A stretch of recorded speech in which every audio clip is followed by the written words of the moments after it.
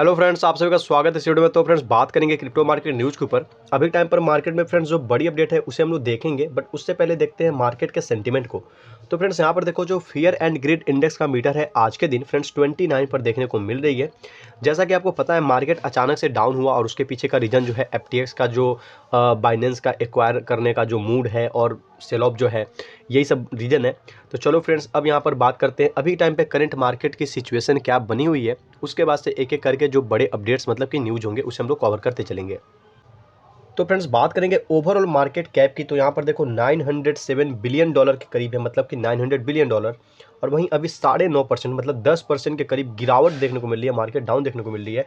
और यहाँ पे अगर आप एक चीज़ नोटिस करो तो यहाँ पर देखो FTX टोकन जो है आपको 70% तक गिरा हुआ देखने को मिल रहा है। जैसा कि मैंने बोला, अभी जो मार्केट अचानक से डाउन हुआ है इसके पीछे जो रीजन है वो FTX जो आपको प्लेटफॉर्म है क्रिप्टो करेंसी का, वो बहुत बड़ा रीजन निकल कर आ रहा है सामने में।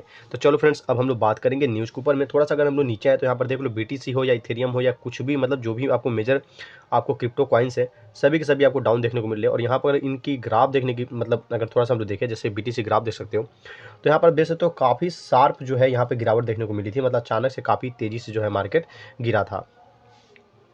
तो फ्रेंड्स यहाँ पर देखो, जो बिटकॉइन की माइनिंग डिफिकल्टी है वो श्रिंक हुई है पहली दफ़ा पिछले 4 वीक की अगर हम लोग बात करें। तो फटाफट से नीचे आते हैं, जो डिटेल्स प्रोवाइड की गई उसे हम लोग एक बार देखेंगे। तो फ्रेंड्स यहाँ पर देखो, बोला जा रहा है कि जो बिटकॉइन माइनर्स है उन्होंने थोड़ी देर के लिए एक छोटा सा ब्रेक लिया था संडे की अगर हम लोग बात करें। उसके बाद से यहाँ पर देखो, जो नेटवर्क की माइनिंग डिफिकल्टी है वो आपको ड्रॉप हुई है 0.20%, जो कि लोअर है आपको जो डिफिकल्टी रेट 2 वीक पहले थी उससे। और यहाँ पे बोला जा रहा है कि the drop is the first mining difficulty decrease in 4 weeks, कि ये जो ड्रॉप आई है माइनिंग डिफिकल्टी जो है पहली दफ़ा डिक्रीज हुई है पिछले 4 सप्ताह की बात करें। जैसे कि जो मैट्रिक चेंज हुई है आपको 3684 ट्रिलियन से 3676 ट्रिलियन, मतलब यहाँ पे जो डेसिमल के बाद से थोड़े बहुत जो डिजिट के चेंज आए हैं उस कारण से ये चीज़ें जो है हुई हैं। तो फ्रेंड्स यहाँ पर देखो, बोला जा रहा है कि जो स्टेबल कॉइन की GUSD की जो सप्लाई जंप है, मतलब जो स्टेबल कॉइन है आपको GUSD, इसकी जो सप्लाई है वो जंप हुई है आपको क्लोज लगभग 130%, जो हाइयर है पिछले 30 दिन में। इसकी बात प्राइस की नहीं, सप्लाई की बात की जा रही है। जो सप्लाई है इनकी वो इंक्रीज हुई है और 30 दिनों में 130% ज़्यादा सप्लाई इनकी है फिलहाल। अब यहाँ पर बोला जा रहा है कि जो स्टेबल कॉइन की इकोनॉमी है उसमें आपको फ्लक्चुएशन जो है देखने को मिला है, जिसमें कि जो स्टेबल कॉइन टोकन्स हैं, या तो उनके जो प्रोजेक्ट के नंबर ऑफ टोकन्स है उसको इंक्रीज किया जा रहा है सर्कुलेशन में, जो आपको टोकन्स रहते हैं, या फिर जो सप्लाई है उसको डिक्रीज किया जा रहा है, मतलब फ्लक्चुएशन को बैलेंस करने के लिए या अपने आपको स्टेबल करने के लिए। तो उसी तरह से जो जेमिनी है इसकी जो सप्लाई है वो इंक्रीज हुई है आपको लगभग 130% पिछले 30 दिनों की अगर हम लोग बात करें। तो फ्रेंड्स यहाँ पर देखो, जो US के लॉ मेकर्स हैं उन्होंने अपनी जो गंभीर चिंता होती है वो जताई है। उन्होंने बोला कि जो सेक है वो इनेक्ट कर रहा है, जो रूल्स जो नियम है उसको वो लागू कर रहा है, काफ़ी तेज़ी से लागू कर रहा है बिना कोई सफिशिएंट फीडबैक। मतलब कोई महत्वपूर्ण जो फीडबैक होती है, फीडबैक क्या होती है, मान लो कोई चीज़ है जिसके ऊपर मैं कोई प्रोडक्ट बना रहा हूँ और मैं लोगों को वो प्रोडक्ट सेल कर रहा हूँ और लोगों से ही बोल रहा हूँ कि आप उसके लिए फीडबैक दो। जैसा कि आप लोग शॉपिंग करते हो ऑनलाइन अमेजॉन फ्लिपकार्ट वगैरह पे, तो वहाँ पे फीडबैक के लिए आता है, आपको स्टार देना होता है, 5 स्टार में 4 स्टार 3 स्टार, जिससे कि पता चलता है कि भाई उसका रिस्पॉन्स कैसा है, वो प्रोडक्ट है कैसा, उसके में क्या खूबी है क्या कमी है। फीडबैक का मतलब यही हुआ। तो वही यहाँ पे इनका कहना है कि जो महत्वपूर्ण फीडबैक होना चाहिए उसके बिना ही जो सेक है वो क्या कर रहा है, तो नियमों को काफ़ी तेज़ी से लागू करता चला जा रहा है। अब फ्रेंड्स यहाँ पे थोड़ा नीचे आए डिटेल्स में, तो यहाँ पर देखो, 2 US के जो लॉ मेकर्स हैं उन्होंने यहाँ पर रिक्वेस्ट किया है, requested answers from the securities and exchange commission about it's rule making process. उन्होंने जो है सिक्योरिटीज मतलब कि सेक जो है उनसे जो उनके रूल मेकिंग की प्रोसेस है, प्रोसीजर है, उसके लिए उनसे उनके ऊपर में, मतलब इस रूल मेकिंग प्रोसेस के ऊपर में सवाल किए और उसी के बदले वो जवाब चाहते हैं। अब यहाँ पे देखो, तो their request followed the latest SEC inspector general report. अब कुछ नई जो है सेक की इंस्पेक्टर जनरल रिपोर्ट जो है रिलीज हुई है या फिर आई है, उसी को लेकर इन्होंने ये रिक्वेस्ट जो है रेज किया है। अब यहाँ पे बोला जा रहा है कि raises significant concerns that the agency is trying to enact too many rules too quickly. अब यहाँ पर ये जो लॉ मेकर्स हैं इन्होंने अपना चिंता व्यक्त करते हुए बोला है कि बहुत सारी जो महत्वपूर्ण चिंताएं इन्होंने व्यक्त की है, और इनका कहना है कि ये जो एजेंसी है, मतलब जो सिक्योरिटीज एंड एक्सचेंज कमीशन है, ये प्रयास कर रहा है बहुत सारे नियमों को लागू करने का और बहुत तेज़ी से लागू करने का, जो कि इन लोगों को ठीक नहीं लगता। इनको लगता है कि ये चीज़ों को थोड़े सोच विचार के फीडबैक लेकर थोड़ी सी समझ के साथ और समय के साथ इसकी, मतलब इन सभी को इनेक्ट कर लागू करना चाहिए। तो फ्रेंड्स यहाँ पर देखो जो IRS है, यहाँ पर क्या बोल रहा है, तो hundreds of crypto cases official says $7 billion in crypto seize in 2022। इनका कहना है, ऑफिशियल जो डाटा है, कि $7 बिलियन जो क्रिप्टो सीज हुई है वो हुई है 2022 में, और 100 मतलब एक नहीं 100 केसेज जो है आपको देखने को मिले हैं, जैसा कि IRS जो है वो बताता है।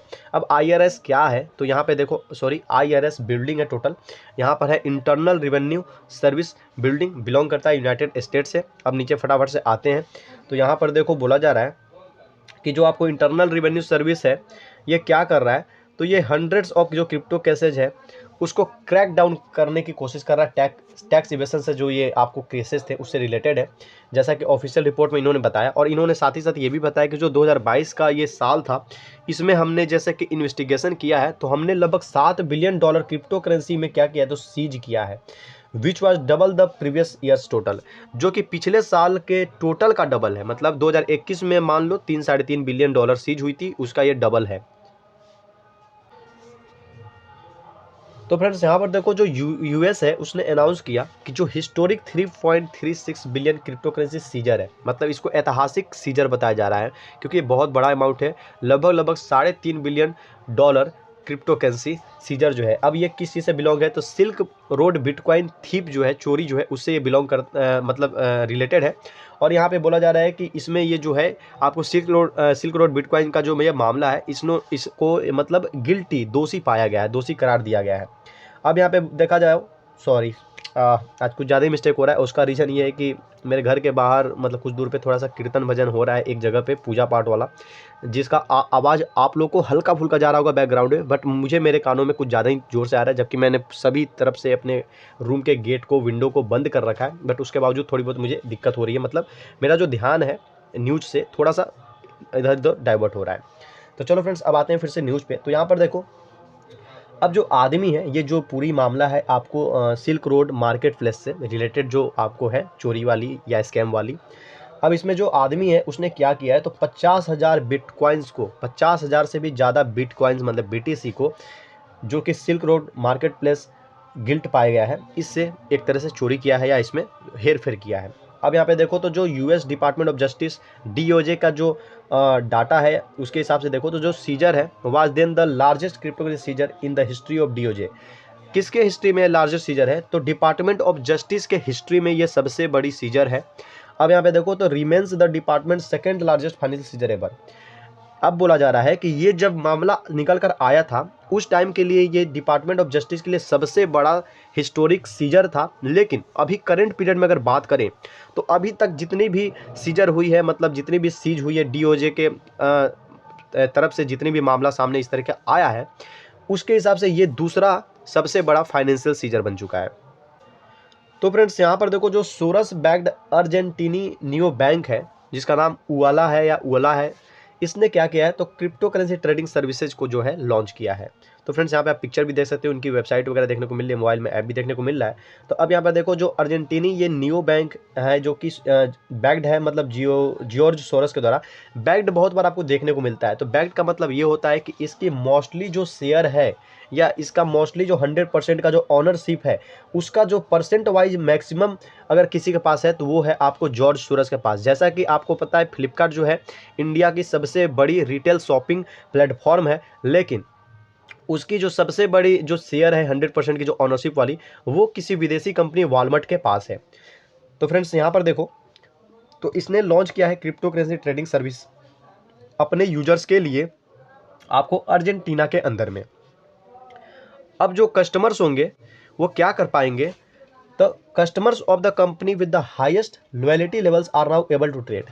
जो कस्टमर होंगे इन्हीं के कंपनी के या इनकी जो ऐप यूज करते हैं, मतलब इनसे जो जुड़े इनके जो कस्टमर्स, इनके खुद के कस्टमर जो है, वो क्या करेंगे, तो हाईएस्ट लॉयल्टी लेवल से क्या कर पाएंगे, तो ट्रेड कर पाएंगे, परचेज कर पाएंगे, बिटकॉइन को सेल कर पाएंगे। मतलब कि BTC में जो आप बाई सेल होल्ड करते हो, जो भी ट्रेडिंग वाली चीज़ें आप करते हो, वो सभी चीज़ें इनके कस्टमर्स इनके इस जो प्लेटफॉर्म इन्होंने मुहैया कराया, जो कि है थ्रू उवाला प्लेटफॉर्म, मतलब इनका जो उवाला है उसी प्लेटफॉर्म के जरिए कर पाएंगे। तो ये चीज़ें उनके लिए सब कुछ अब योग्य होंगे वो इन चीज़ों को करने के लिए। अब यहाँ पे देखो तो जो सर्विस है, इन्होंने उम्मीद किया कि इसको ये सभी कस्टमर्स के लिए कुछ आने वाले वीक्स में एक्सपेंड करेंगे। मतलब अभी कुछ इनके जो हाई प्रायोरिटी वाले कस्टमर्स है, जैसा कि यहाँ पे लॉयल्टी लेवल्स वाला कस्टमर बोला जा रहा है, जो कि हो सकते हैं इनके बड़े वीआईपी जो कस्टमर्स हो, जिनके पास बहुत बड़ी बड़ी रकम हो, उनके लिए इन्होंने ये चीज़ें अभी फिलहाल अवेलेबल करा दिया है। बट आने वाले टाइम में इनके जितने भी कस्टमर्स हैं, सभी के सभी के लिए ये चीज़ें जो है बहाल कर दी जाएंगी। तो फ्रेंड्स, अब जैसा कि आपको मैंने बताया कि जो चीज़ें हुई हैं, जैसे कि मार्केट डाउन अचानक हुआ, काफ़ी अच्छे से मार्केट पंप कर रहा था, मार्केट ऊपर जा रहा था, लेकिन अचानक से मार्केट डाउन हुआ और अच्छा खासा डाउन हुआ। तो फ्रेंड्स, यहाँ पर अब देखो कि अगर आप गूगल पर आओ, सिर्फ गूगल पर आओ, मैं आपको बताता हूँ, और गूगल पर आकर आपको क्या करना है, तो आकर आपको सिर्फ सर्च करना है क्रिप्टो और लिखना फिर स्पेस दे के न्यूज। इतना लिख के आप सर्च करोगे तो आपको ये जो शख्स देखने को मिल रहा है, जो कि FTX के CEO हैं, सैम ब्रैंकमैन करके नाम इनका है। तो यही आपको देखने को मिलेंगे, इन्हीं की चर्चा, इन्हीं के रिलेटेड जो न्यूज़ है आपको देखने को मिलेगी। तो यहाँ पर देखो, जो सैम बैंकमैन है, ये अब लॉन्गर जो है बिलियनियर नहीं रहे। इनकी जो 14.6 बिलियन डॉलर है, ये एक तरह से लॉस हो चुका है, वाइप आउट हो चुका है, मतलब मार्केट से खत्म हो चुका है। अब यहाँ पे देखो तो इनकी जो टोटल वेल्थ थी, उसकी लगभग 94% जो है वो थी 14.6 बिलियन डॉलर, जो कि अब इनके पास नहीं है। और ब्लूमबर्ग बिलियनियर इंडेक्स जो है, उसके अनुसार ये अब बिलियनियर नहीं रहे। जो ब्लूमबर्ग बिलियनियर इंडेक्स है, जिसमें कि जो भी बिलियनियर है उसके नाम दर्ज रहते हैं, उसमें से इनका नाम हट चुका है, क्योंकि इनकी जो वेल्थ है वो अब काफ़ी कम रह चुकी है, जो कि बिलियन में नहीं रह गई, अब ये मिलियन में आ चुका है, मतलब खत्म हो चुकी है इनकी बिलियन वाली जो चीज़ें थी। अब यहाँ पे देखो तो जो बाइनेंस के CEO हैं, इन्होंने ट्यूसडे के दिन अनाउंस किया कि ये क्या कर रहे हैं। तो जो प्रोविजनल एग्रीमेंट होता है FTX को एक्वायर, मतलब किसी भी प्लेटफॉर्म को एक्वायर करने की जो प्रोसीजर होती है, उसके प्रोसीजर को उन्होंने एक तरह से इंक किया है, मतलब साइन किया है। और यहाँ पे अब इन्होंने अपना कॉन्सर्न जताया, किसने, तो बाइनेंस के CEO ने।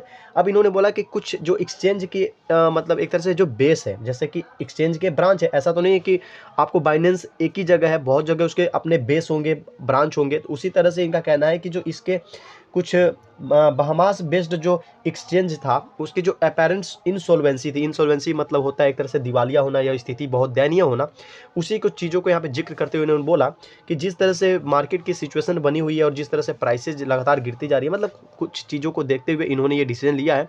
और ये जब डिसीजन इन्होंने लिया और उसके बाद से ये चीज़ें होती हुई आपको देखने को मिली। और यहाँ पर देखो, जो FTX टोकन है, जैसा कि मैंने शुरू में ही बताया था कि FTX जो टोकन है वो लगभग 70% डाउन चल रहा है। तो ये सारी अपडेट अभी आपको देखने को मिलेगी। और अगर आप खुद से भी थोड़ा बहुत पढ़ने की कोशिश करो, तो आप चीज़ों को जो है पढ़ सकते हो। तो फ्रेंड्स, यहाँ पर ज़्यादा डिटेल में हम लोग नहीं जा पाएंगे, क्योंकि लगभग ये जो चीज़ मैं आपको बता रहा हूँ, ये लगभग आप सभी को पता होगा पहले से ही, क्योंकि मैं ऑलरेडी 3-4 दिन से वीडियो नहीं बना रहा था, बिकॉज मैं घर पे था ही नहीं, मैं ट्रेवल में था और बहुत बिजी था। तो अब मैं फिर से फ्री हूँ, इसलिए मैंने एक बार फिर से इसको थोड़ा सा लास्ट में ऐड कर दिया उन लोगों के लिए जिनको अभी भी नहीं पता है कि आखिर मार्केट में चल क्या रहा है, आखिर मार्केट डाउन क्यों है। तो यही शख्स बड़ा रीज़न है इसके पीछे, और आप जाकर इसके बारे में सर्च करो। ऐसा नहीं कि ये इसने डाउन किया है, लेकिन ये शख्स उससे रिलेटेड है, मतलब कि इन्हीं से जुड़ी हुई खबर है, जो कि आपको नेट पर, गूगल पर देखने को मिलेगी। और आपको चीज़ें वहाँ पर समझ में आएगी। अगर आप थोड़ा देर टिकोगे और स्टडी करोगे, समझोगे चीज़ों को, तो आपको समझ में आएगी कि एक्चुअल में हुआ क्या और क्यों मार्केट अचानक डाउन हुआ, बस। तो चलो फ्रेंड्स, अब फटाफट से आप वीडियो को लाइक करो, चैनल पे जो लोग नए हैं वो लोग सब्सक्राइब करें। मिलते हैं अपने नेक्स्ट वीडियो में।